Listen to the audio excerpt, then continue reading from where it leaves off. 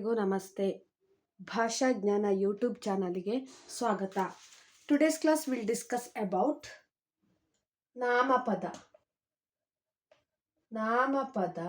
and the main types of namapadas. Noun. Namapada means noun. Okay. So ನಾಮಪದವೆಂದರೆ ವ್ಯಕ್ತಿ, ಸ್ಥಳ, ಪ್ರಾಣಿ, ವಸ್ತು ಅಥವಾ ಕಲ್ಪನೆಗಳ ಹೆಸರನ್ನು ಸೂಚಿಸುವ ಪದ. ನಾಮಪದವೆಂದರೆ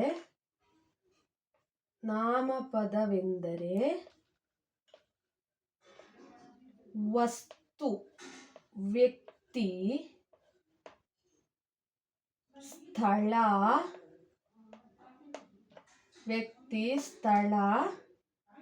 ಪ್ರಾಣಿ, ಪಕ್ಷಿ, ವಸ್ತು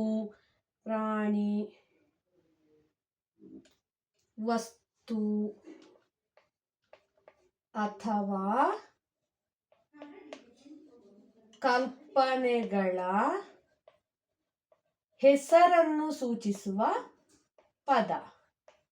ಹೆಸರನ್ನು ಸೂಚಿಸುವ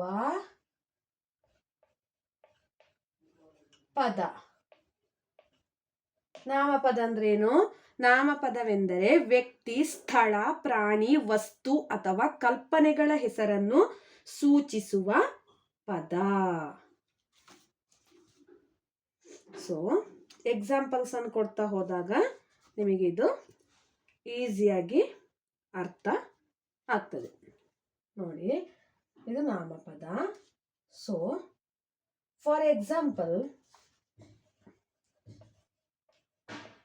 ವ್ಯಕ್ತಿ ಅಂತ ಹೇಳಿದ್ರೆ ಪರ್ಸನ್ ಅಂದ್ರೆ ನಾಮಪದ ಅಂದ್ರೆ ನಾವೊಂದು ಹೆಸರನ್ನು ಸೂಚಿಸ್ತೇವೆ. ನೋಡಿ, Rama, Gita, Sita, Bhima, then Soma, Varija, Arna, Naveen, Suresh,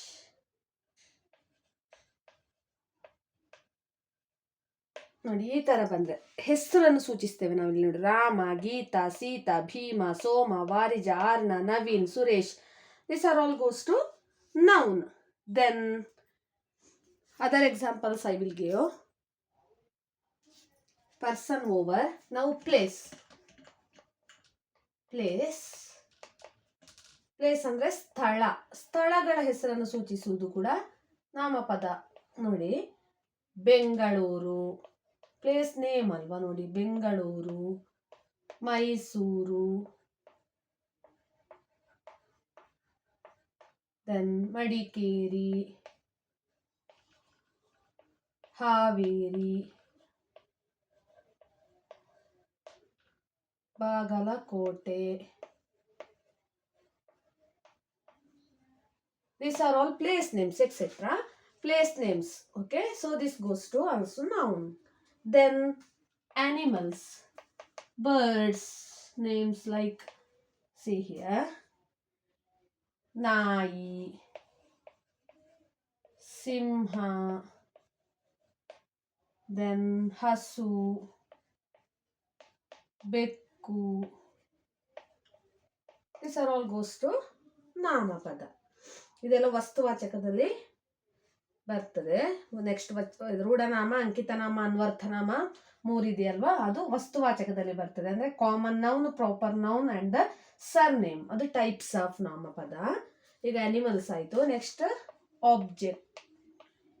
object like ವಸ್ತು, ಪುಸ್ತಕ,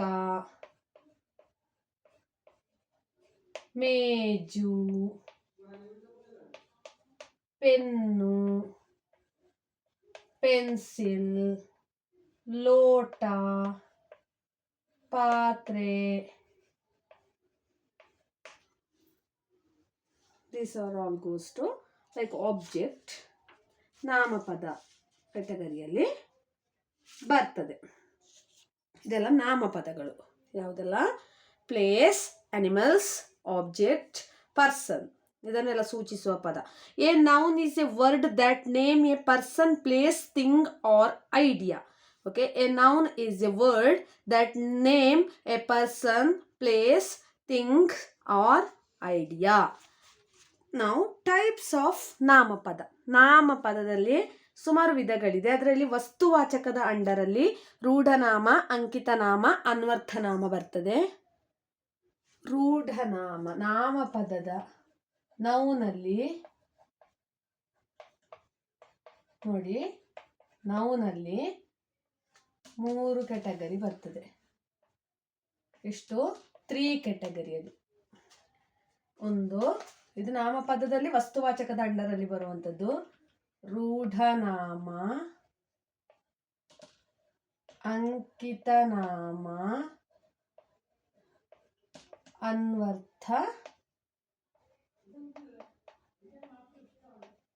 ಅನ್ವರ್ಥನಾಮ. ಈ ರೂಢನಾಮ ಅಂದ್ರೆ ಇಂಗ್ಲಿಷಲ್ಲಿ ಕಾಮನ್ ನೌನ್, ಅಂಕಿತನಾಮ ಅಂದ್ರೆ ಪ್ರಾಪರ್ ನೌನ್, ಅನ್ವರ್ಥನಾಮ ಅಂದ್ರೆ ಲೈಕ್ ಸರ್ನೇಮ್ ಅಂತೇಳಿ. ಸರ್ನೇಮ್ ಅಂದ್ರೆ ಅದು ನೌನ್ ಅಂಡರಲ್ಲಿ ಬರ್ತದೆ. ರೂಢನಾಮ, common noun, proper noun and surname. Today's class will discuss about ರೂಢನಾಮ, common noun only. Today's class will discuss about ರೂಢನಾಮ, common noun. ಸೊ ರೂಢನಾಮ ಅಂದ್ರೆ ಏನು ನೋಡಿ, ಬರಿತೇನೆ ನಾನಿಲ್ಲಿ. ರೂಢನಾಮ, ರೂಢನಾಮ ಅಂದ್ರೆ ಏನು? ರೂಢಿಯಿಂದ ಬಂದ ಪದಗಳಿಗೆ ರೂಢನಾಮ ಎನ್ನುತ್ತೇವೆ. ರೂಢಿಯಿಂದ ಬಂದ ಪದಗಳಿಗೆ ರೂಢನಾಮ ಎನ್ನುತ್ತೇವೆ. ರೂಢಿಯಿಂದ ಬಂದ ಪದಗಳಿಗೆ ರೂಢನಾಮ ಎನ್ನುತ್ತೇವೆ. ಇಂಗ್ಲಿಷ್ ಅಲ್ಲಿ ಎಕ್ಸ್ಪ್ಲೇನ್ ಮಾಡ್ತೇನೆ. What do you mean by ರೂಢನಾಮ? Common noun, like common noun. Common nouns are the common names of person, place, animals, birds or things. Common nouns are the common names of person, place, animals, birds or things. ರೂಢಿಯಿಂದ ಬಂದ ನಾಮ. Previous years also we are calling some, I will give some examples. See properly. ಹಿಂದಿನಿಂದ ಬಂದಂಥದ್ದು ಅಂದ್ರೆ ಸುಮಾರು ವರ್ಷಗಳ ಹಿಂದಿನಿಂದಲೇ, starting ಇಂದಲೇ ಬಂದಂತ ವರ್ಡ್ಸ್ಗಳು. ಇದು never changing. So this is called ರೂಢನಾಮ, like common noun. For example, here there is not mentioned the names. See here, just Desha. Desha is country. See, Desha means country. Here there is not mentioned any name, Desha only. So this goes to common noun. Okay, Desha, country. Second example is Nadi. Here there is not mentioned any name of the river. Nadi means river. So this goes to common noun. Nadi only, word Nadi only. So the third one is Parvata. Here there is not mentioned any name of the mountain. Parvata, just Parvata only mentioned. So this goes to Rudanama. So the fourth one is Hengasu. Hengasu means woman. Not mentioned any name, just Hengasu only mentioned. So this goes to Rudanama. Desha, Nadi, Parvata, Hengasu. These are all common nouns. Desha, country, not mentioned any name. If mentioned any name of that country, or like river, like Krishna Nadi, Ganga Nadi, Ganga, Krishna, these are all goes to Ankitanama, not Rudanama. Rudanama is just mentioned country, river, mountain, woman. This is not changing. In the previous year also we are calling country only. Previous year we are calling river only, not changing. River only. After 10 years also we are calling river only. So this goes to Rudanama. So 4 examples over. Fifth example is Pattana, city. Pattana, city only, not changing. Mane, Home, we are calling home. Home only, not changing it is goes to common noun. 7th example is Devalaya, temple. Devalaya means temple. Past so many years, previous years also we are calling Devalaya temple only. Now also we are calling temple. After 10 years also temple will be temple only, not changing. It's not name, just a temple. 8th one is Pakshi, bird. Bird. Desha, nadi, parvata, hengasu, pattana, mane, devalaya, pakshi. This all goes to Rudanama. Next one. 9th one. Prani. Prani, not mentioned any name. Prani, animal. 10th one. Mara, tree. 11th one. Patre. Patre means vessel. Vessel.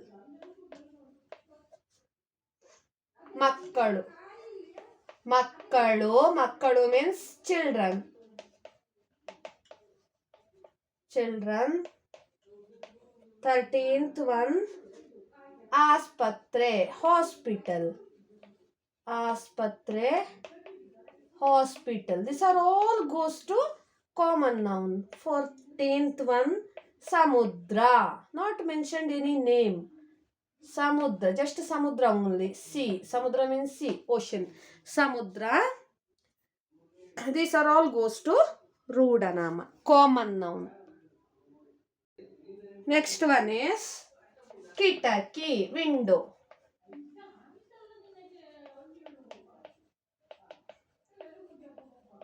Window.